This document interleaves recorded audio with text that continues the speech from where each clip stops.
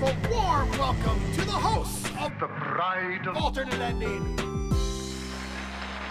Hello, ghouls and goblins, and welcome back to Bride of Alternate Ending. I am your ghost, Brennan Klein, and with me, as always, is your co-host, Timothy Booten? Sure. Question We'll go mark? with that. Hi, Tim. It's Tim Brayton. I lied to you. Between you and Carrie on the post-Oscar show, my surname is coming in for a real beating this week. I love it. Yeah. Oh, I'm so sorry. I did forget that. For the record, I remember your name strongly enough to make a pun out of it, even though the pun is one of the weaker jokes I've made, and I've made a lot of bad jokes. What about Tim? No, I was going to say Tim Fraidton, but that's way too convoluted. We'll workshop something. Maybe we'll come up with something. Tim Braytoom. We'll work on it. We'll come up with something. I have faith in Okay. us. Yeah, if we take 1 ounce of the energy either of us puts towards a dirty pun, towards just a regular pun, we can really nail this. Anyway, so this is the second week of whatever month it is, March. Oscar level patron Gavin McDowell has asked us ever so politely to cover horror movies that are from religious milieu that are not Christian. So last time we covered a Hindu horror film by watching Tumbad, and this time we decided to dive into the world of Haitian voodoo with 1932's White Zombie. And for the record, voodoo is a bastardization of the actual word, but this movie is a bastardization of the actual practice. Yeah, I was going to say, I feel like we did not expect the 1932 exploitation film to be a specifically thoughtful and sober treatment of this practice, so I don't think this comes as a surprise. Yeah, exactly. Just for the record, we did not come to this as a sacred text of the Haitian voodoo culture, but just as a movie that we thought was worth talking about. And also, when you're dealing with America making a film about any other religious tradition, it's just not gonna work out well for you. Anyway, so we have 1932's White Zombie. It is the first zombie movie? That is certainly how people have talked about it, and that is certainly how it has sort of been pitched. Not, I don't think, when it was new, but in more recent years, like whenever it gets sold or revived or whatnot, that's always sort of the sell. I am always anxious to put asterisks on those claims, just because the history of American filmmaking, or world filmmaking even, prior to the coming of sound, it's got holes, and we don't know necessarily what all the holes are, but it is the oldest one we can go back to with authority and say, yep, they were doing zombies. Yes. And anytime, even in a well-documented epic, anytime you make the claim that something is the first of anything, it is always the "if I have seen further, it's because I have stood on the shoulders of giants" situation. Like, there's always something you can point to that was slightly earlier that's doing something similar. Like, obviously there were undead movies before this, long before this. Yep. And it's actually, I think, worth pointing out, movie or not, White Zombie was very directly inspired by which I mean it is a knockoff of a play just called Zombie, and the play was a big hit, and I want to say late 20s, 28 I think is the year it premiered, but that's not a figure I have in front of me. Anyways, there's this Broadway play, Zombie, that was a pretty big hit. This is back in the day when hit Broadway shows smacked into the zeitgeist hard enough that you could still get movies ripping them off, and that is what we have. And in fact, this movie got sued by that play, but I was, did not know. Was found that the mere concept of zombies was not sufficient, and the plots were apparently far enough apart that the lawsuit didn't go anywhere. That's really interesting. I did not know it was based on a play because I know, to my knowledge, because I recently read the new nonfiction book, The Black Guy Dies First, which is kind of an examination of black characters in horror films that had a whole chapter on voodoo. And if I recall correctly, the kind of voodoo zombie craze that would have birthed that play too, it came in reaction to a book that had come out in the 1920s as well that was about like, some white person visiting Haiti and learning about voodoo. Mm-hmm. So it's all kind of this big melange of like it's becoming this kind of cultural moment of just thinking about zombies for a little bit, and how scary people who aren't white are, and the wild things they do in their far-flung places. But anyway, so yeah, this is 1932. Hollywood horror is ramping up. We had Dracula and Frankenstein basically invent what that was going to be the year before. Both of which are based on plays. Indeed. Adapting novels. It is, they both feel like they are based on novels, but they are in fact not. They're in fact both based on plays. Mm-hmm. And Dracula feels like it. So, oh, sweet Jesus, it sure does. Which we'll talk about. I don't think there's a way to not compare this to Dracula. There's no way to talk about White Zombie and not talk about Dracula. And why is that? So because it stars Bela Lugosi. Ooh. The 1930s horror's most hardworking crazy person. Pretty much. But yeah, so this movie comes out of a melange of different things that it's all ripping off at the same time. Like it's coming right at the beginning of essentially the first Hollywood horror boom. It's also adapted from a play. It's coming at this rise in the culture of zombies, and it's like, let's just throw all this into a pot and see what comes out and get the hell out of there 67 minutes later. Which we love. We love B-movies. We love running times under 70 minutes. Yes, so the setup we have here, and please feel free to jump in, because this is my first time seeing it, and it is not yours. It is not less than my third time, and may in fact be my fourth. Okay. Wait, when did you see this for the first time? I had already seen it when I reviewed it, and I reviewed it, I believe, in 2011. Okay, so it's been a hot minute. I don't think I have seen it since I reviewed it, though. So prior to so this week. Of course. But yeah, so we are following Neil Parker, played by John Herron, and his fiancée Madeline, played by Madge Bellamy. At least on the extremely free version of this that I saw, I would not say it was a particularly good transfer of a movie that was probably not particularly well made in the first place as far as quality of materials. So the audio was a little muddy sometimes, but they met on a boat on their way somewhere, right? Yes. Like weeks ago. Yeah, they have not known each other for terribly long, but they have had a whirlwind romance, and they are now engaged, and they are. I believe she is the one who sort of has roots in this area. But let me see if I can remember that. I don't think so, because Neil works in Port-au-Prince as a banker or something, and he's trying to get transferred to New York once he gets married.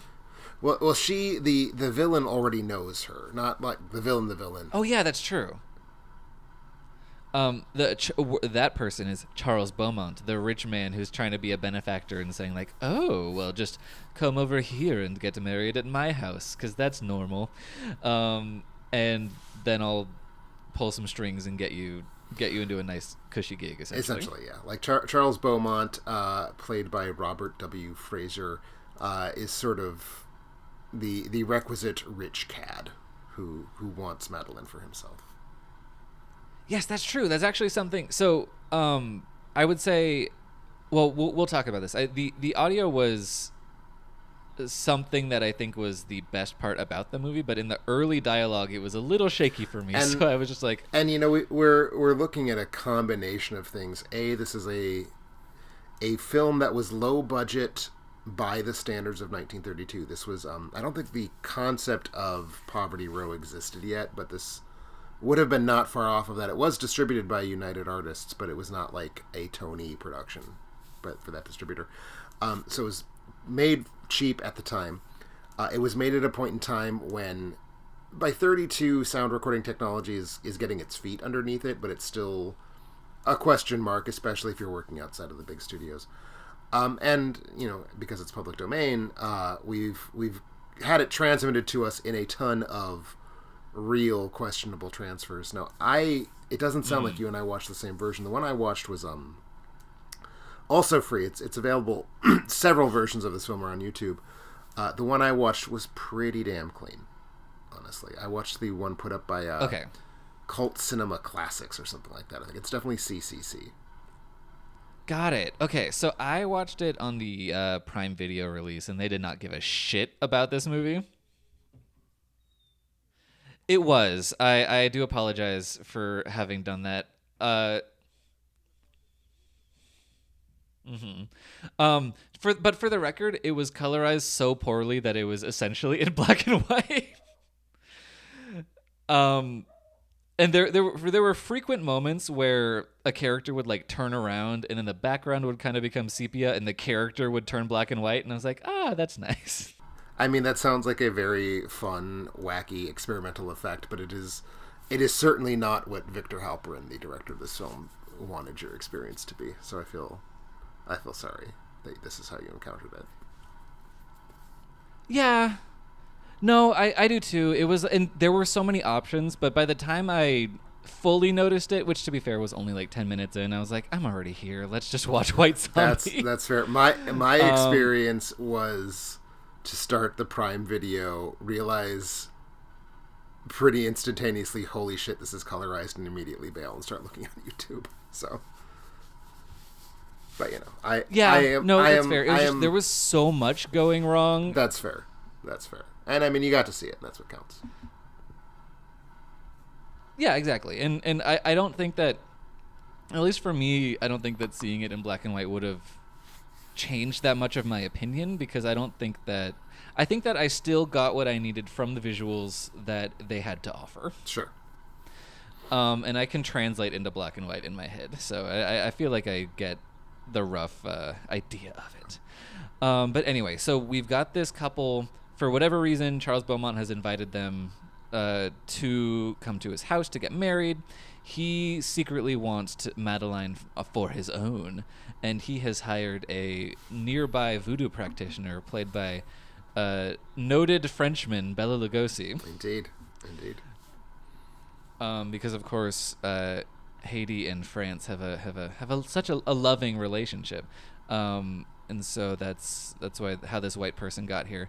What is this character's name, Tim? This character's name is Murder Legendre, which is one of the more glorious character names of the 1930s. I would probably say it's way the hell up there. And yeah, it is.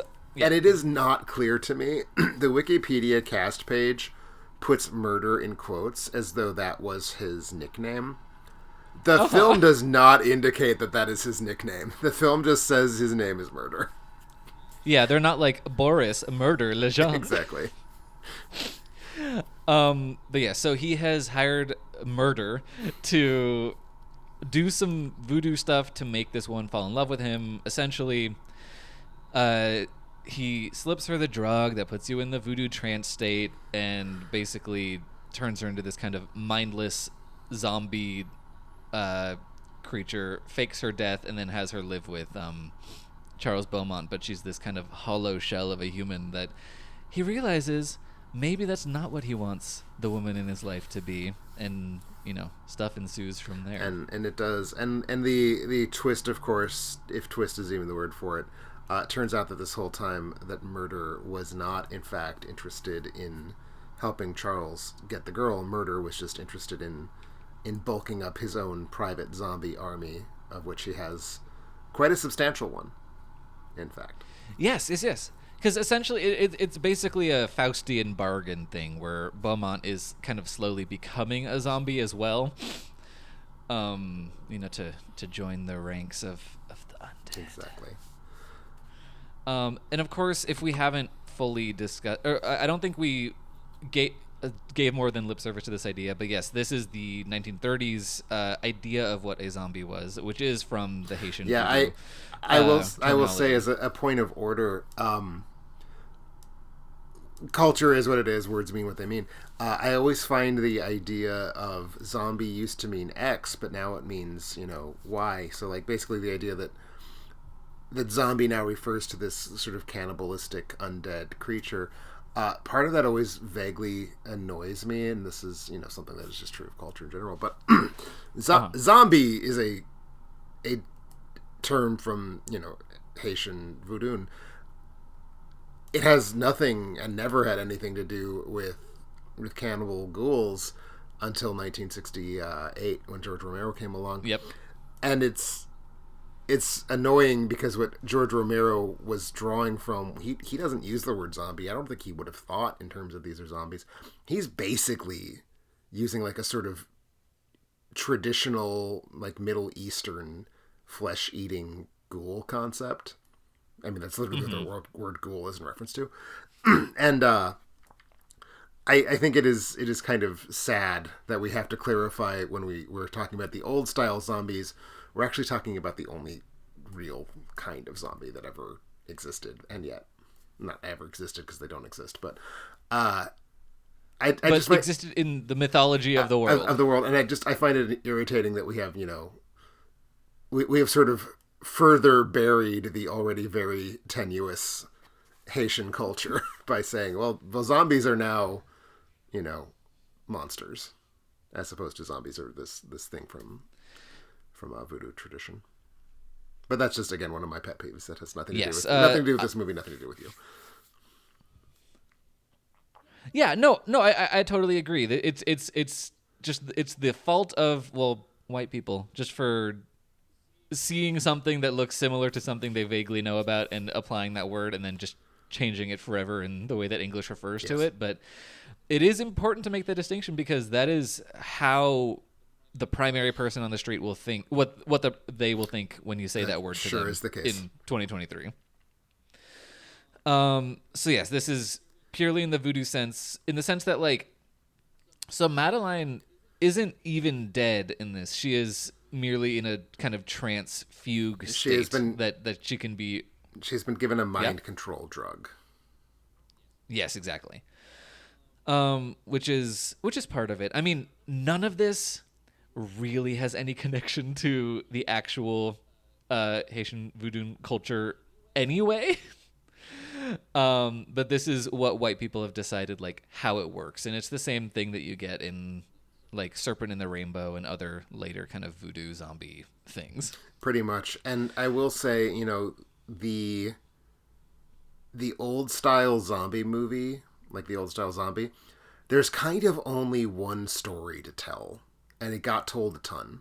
And you can create variations on it, very famously, I Walked with a Zombie from 1943, produced by Val Lewton and directed by Jacques Tourneur.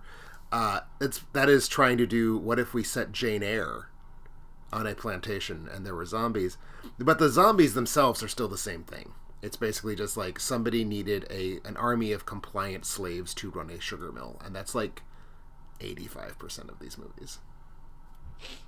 Yeah, because the zombies themselves aren't really a threat. They're the heavies. They're the muscle for someone who is the antagonist. Exactly. Because they're unlike our contemporary idea of what a zombie is. These zombies have to be created and controlled by a person. Exactly. But anyway, yes, that person is murder Legendre.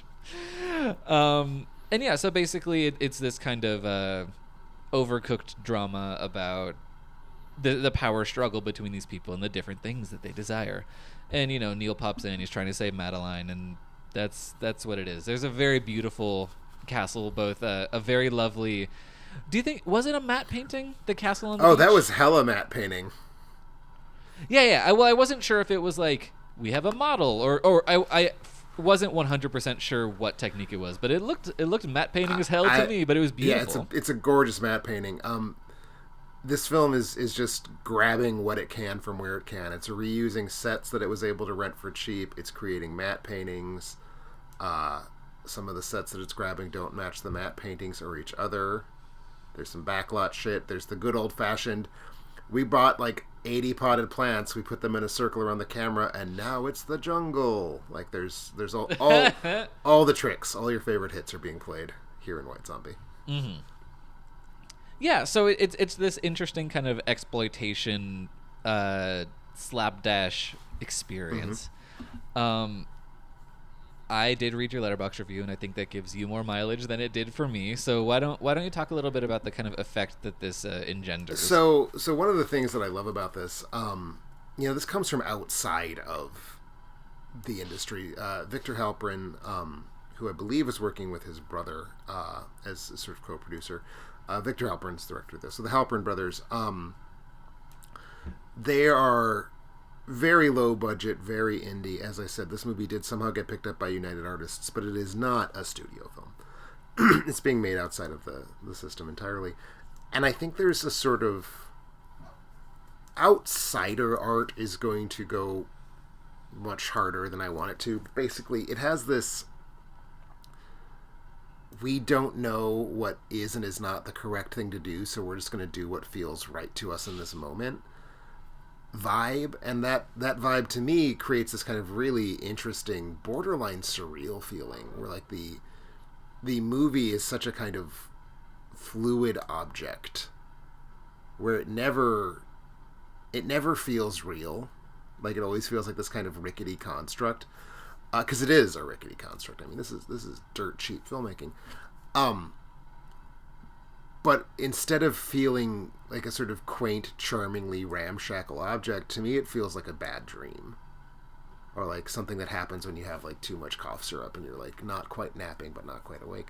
Like things just kind of smash in together and they don't really fit.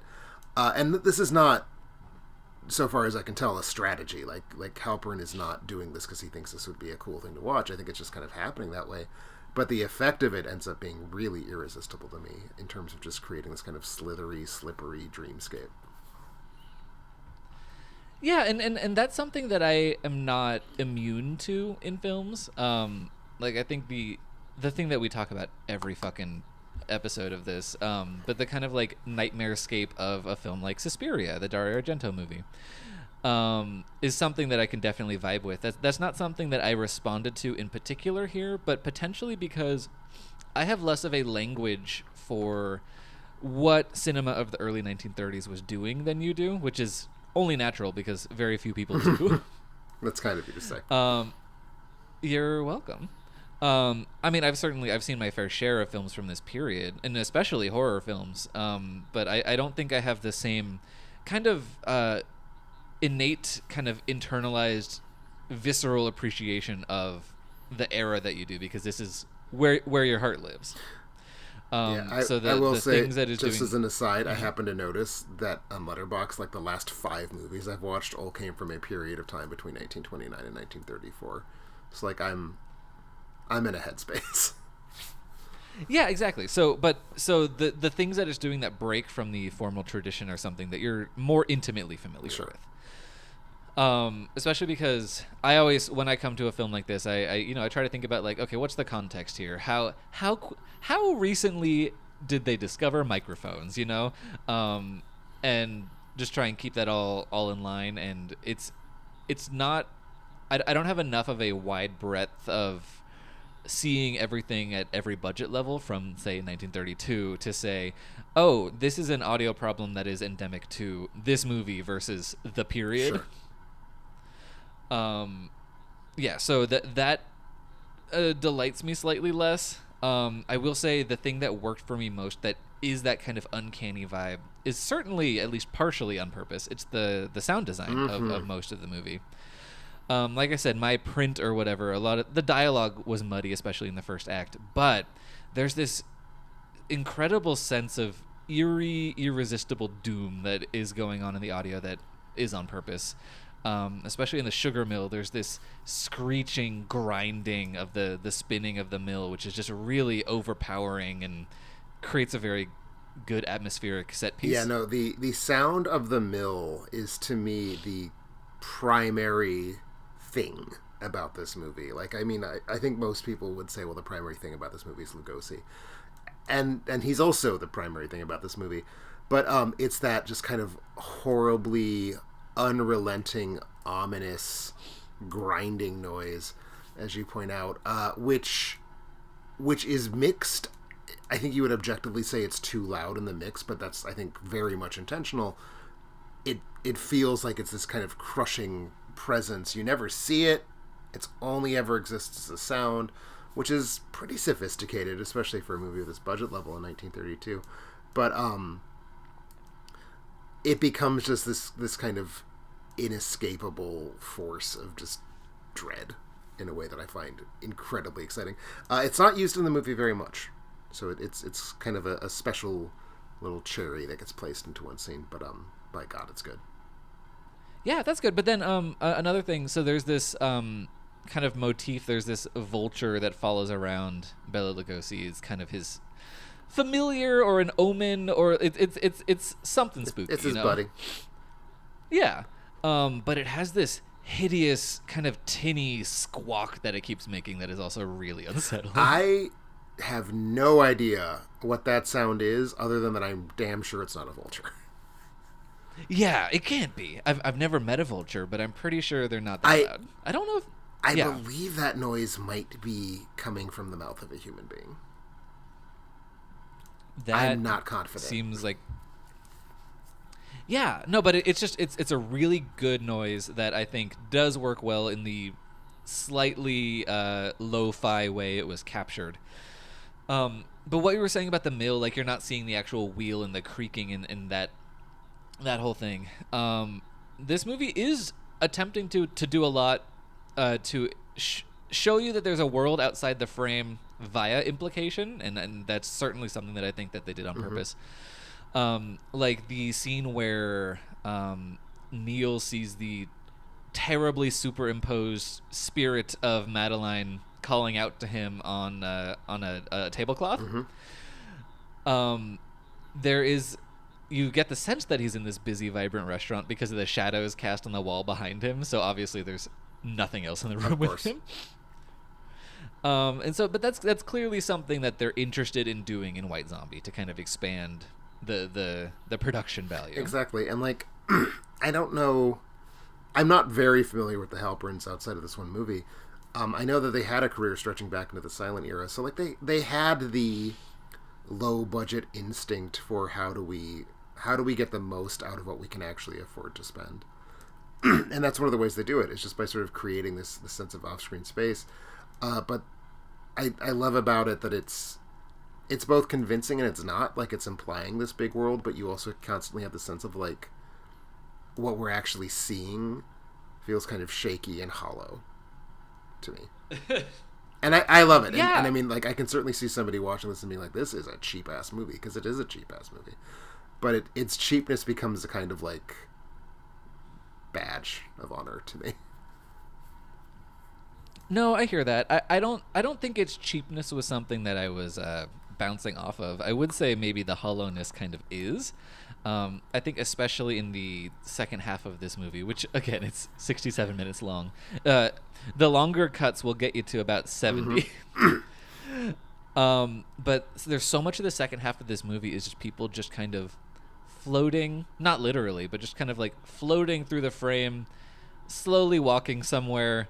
It's just did not provide the the thrills and chills that I like. There's a wide shot of the interior of Murder's castle, very, very wide shot. Like, the characters end up being, like, maybe a tenth of the frame in height.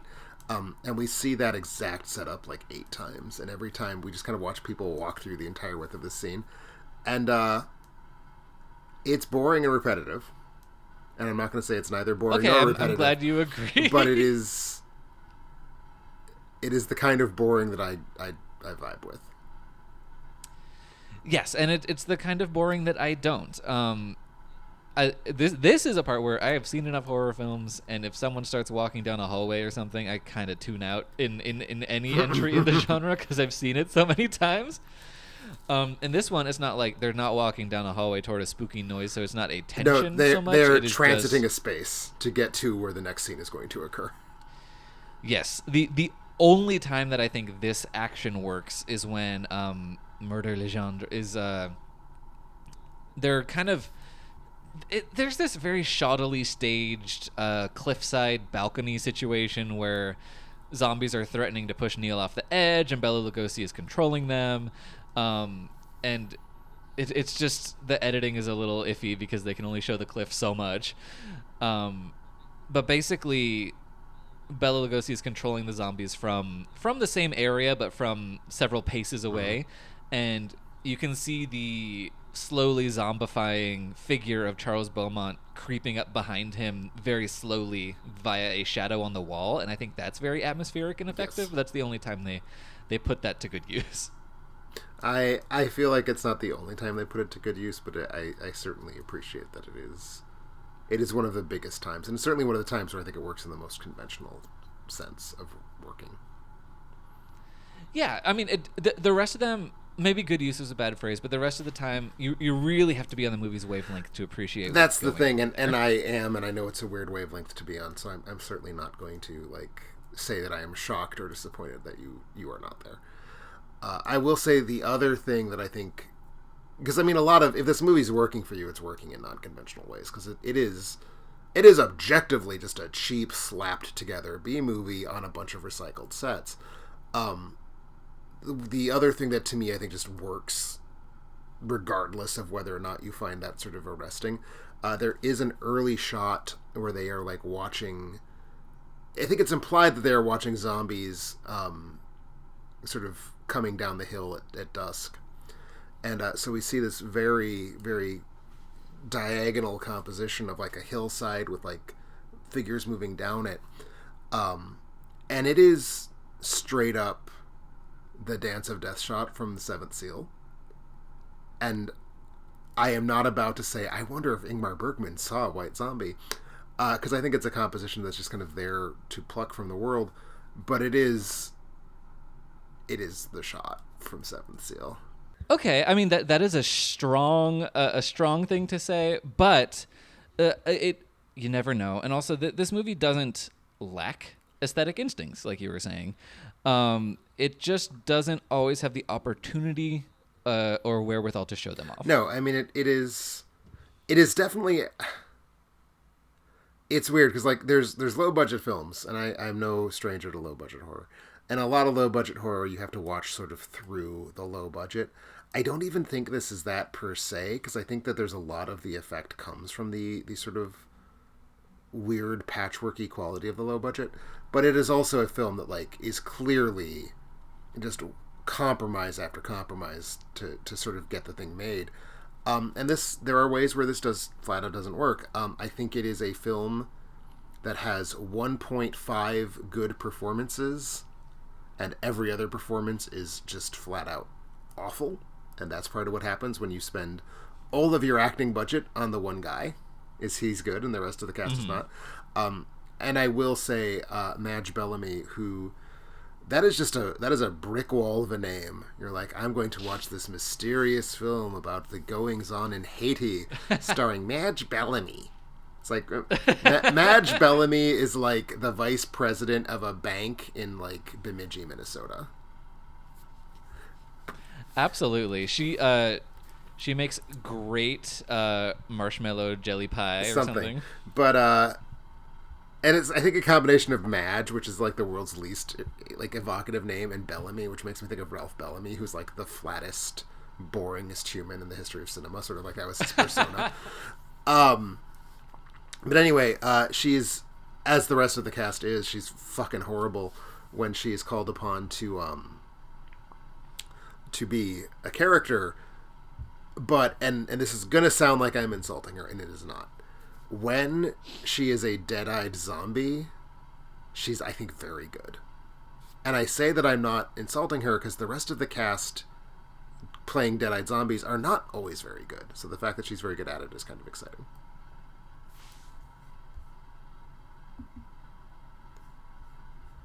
I'm killing my video. Can you hear me? Yeah, I can hear you. Did you get any of that? Yeah, I can hear that. But I mean, did you get what I said about Madge Bellamy's performance? Yes, yeah. So, when she's zombie, yes. Sorry, this is it's disorienting. Give me 1 sec. Take your time. Yeah, and okay, yeah. So I don't disagree with you, and I mean, no one's really a great actor in this, but I don't think there's any performance that's, say, film breaking, because most of them are kind of at the same level. That's very true. And frankly, while Bela Lugosi is an iconic performer, and the best performance moments in the movie are from him, I don't find him to be such a bowl me over good actor that it's clearly like rising miles and miles and miles above the rest of the. I mean, I don't think he's a good actor at all. I think he is a remarkable presence. Yes, and well, in the best moments of the movie are just his eyes staring at the camera. Like he has something. Like there. You talk about, the terrible compositing when he sees her ghost or whatever the hell it is he's seeing. There's an earlier example of some pretty terrible compositing where she sees Murder Legendre's face in a cup of coffee. Oh my God. God. And it's both just the world's dumbest looking effect, but it's also, to me at least, legitimately kind of shocking and horrifying, because there's something really uncanny about it, but also you're seeing Bela's eyes like flash out at you through this cup of coffee, and it's like, he's got good eyes, and I would not want to see those eyes looking at me from a cup of coffee. Yeah, exactly. Yeah, and I mean that's a really great thing, and he does have this bizarre facial hair going on. It's kind of like you took the arms and legs off of a baby doll and glued them to his face. That is a fabulous way of describing it. Thank you. Yeah, it's just... I was going to say, it's kind of like a Fu Manchu situation where you like shaved off the middle, but you left the edges, but baby doll, I think, gets us to the image a lot faster. Yeah, it's a four-corner thing, and it's like in 3D poking out at the camera.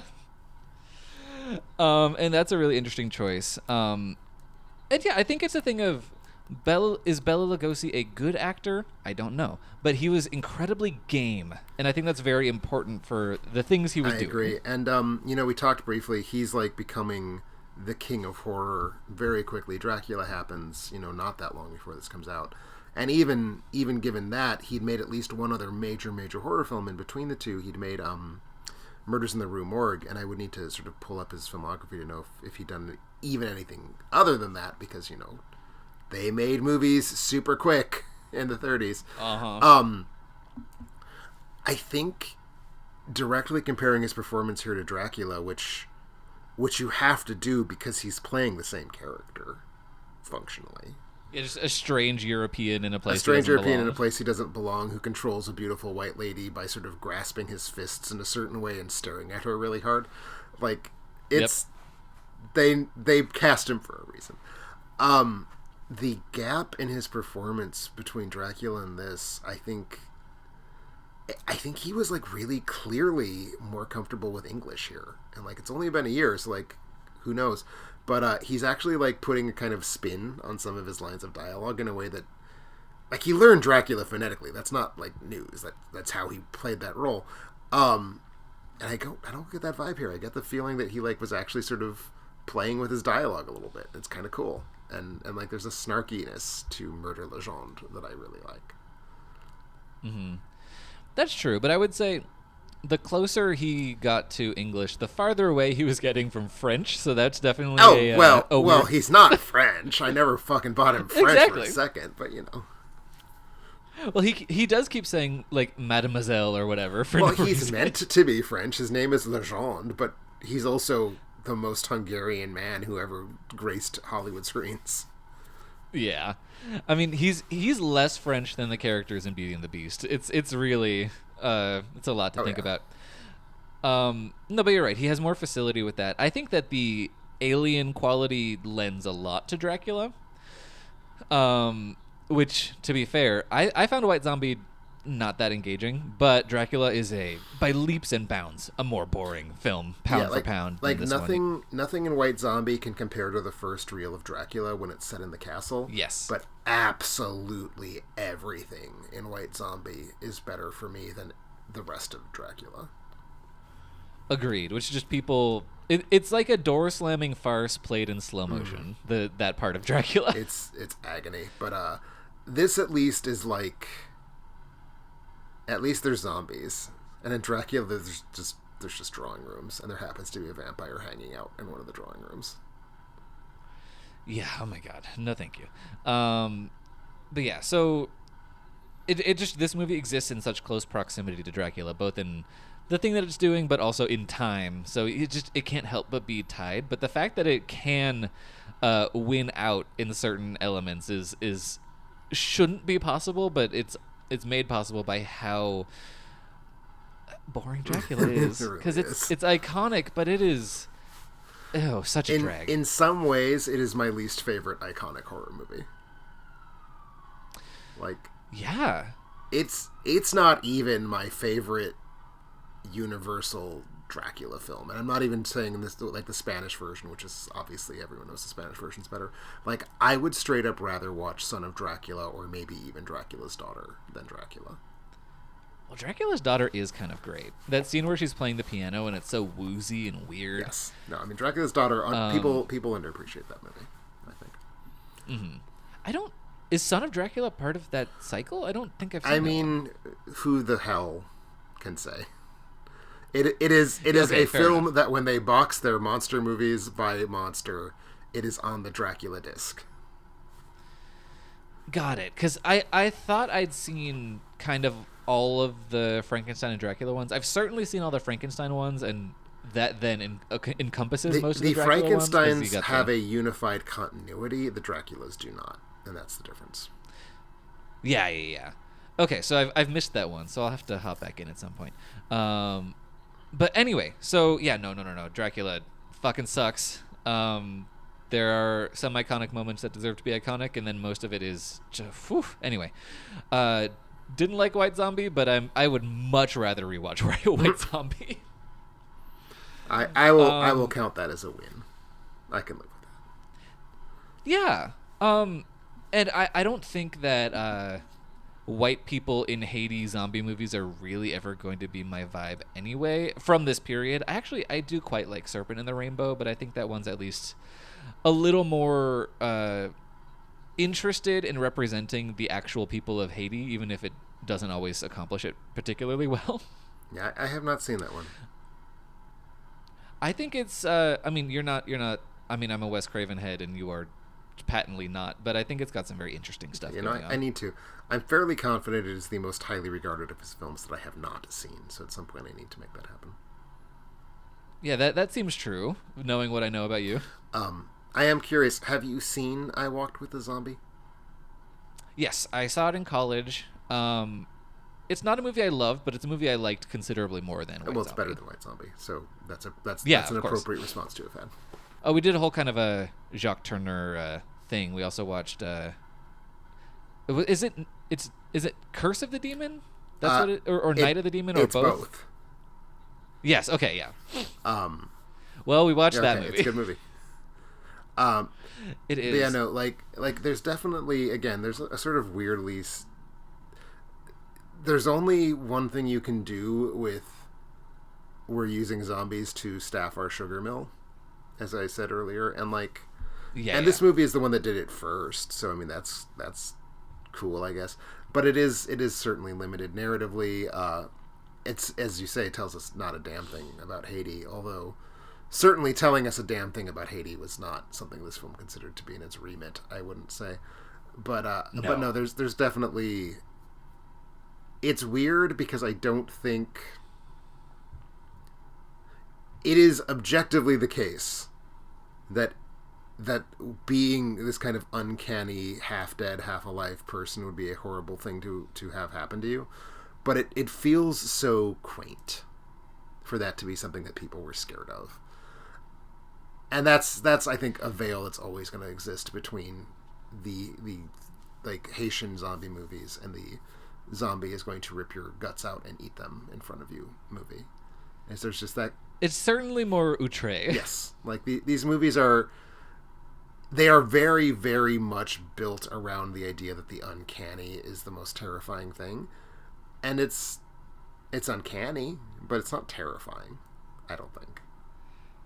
Oh, certainly not. I don't think there's anything that is scary in White Zombie in a modern context. But no, I mean there are those effective creepy moments, which is not nothing. For sure. I don't think that it does an incredibly good job of building tension, if that's even something that it intended to do anyway. I don't know if it intended to or not. It doesn't. It just kind of like lumps scenes in, and some of them are tense and some of them are not. Yeah, no, it's just this big pile of movie. Not it's big. A tiny pile. It's a very snug pile of movie. Mm-hmm. It's an anthill of movie. Oh, that's so true. I don't know. Is there anything else to say about it? It's such a slim. I mean, thing. We certainly want to make sure that this episode comes in under the movie itself, or we'd look like a real couple of assholes. There's not really anything else. I mean, we talked Bela, we talked atmosphere, we talked Madge Bellamy, we talked creaking boards. We could talk about this. This was such an inspiration on a certain rock artist named Rob Zombie that he basically named himself and his band after it. Yeah, that's a choice that he made. And famous. Go ahead. Oh, and just famously. Well, I think you're probably somewhat of a Rob Zombie apologist. Somewhat. So I won't be as mean to him as I was going to be. So. What do you mean, somewhat of a Rob Zombie apologist? Okay, well then you are a Rob Zombie apologist. I was just being cautious with my. I am a full-on Rob Zombie cultist, sir. Yeah, no. To be fair, I haven't. I've mainly my main exposure to Rob Zombie is his incredibly shrill Halloween films. So I just it's a hard time for me. I find Halloween 2 to be the second best of the Halloween films. Of all however many Halloweens there are, it is my second favorite.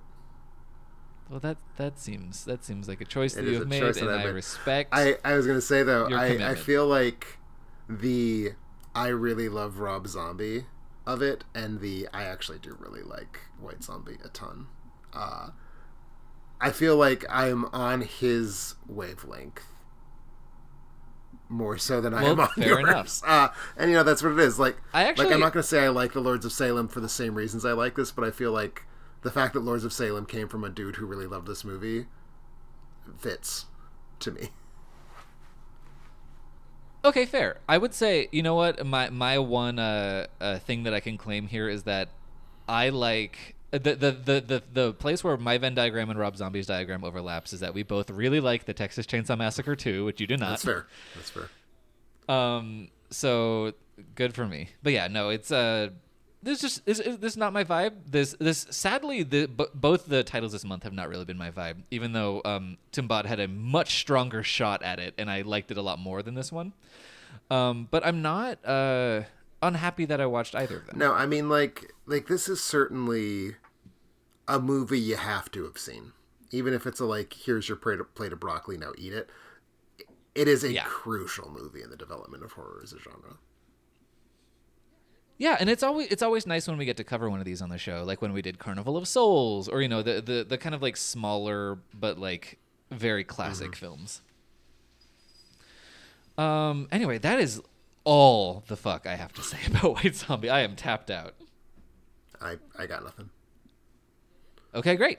So thank you so much, everyone, for listening. I hope you had a good time. If you haven't seen White Zombie, check it out. It is a curio at the very least. Watch the most recent upload to YouTube. Do not watch the version on Prime.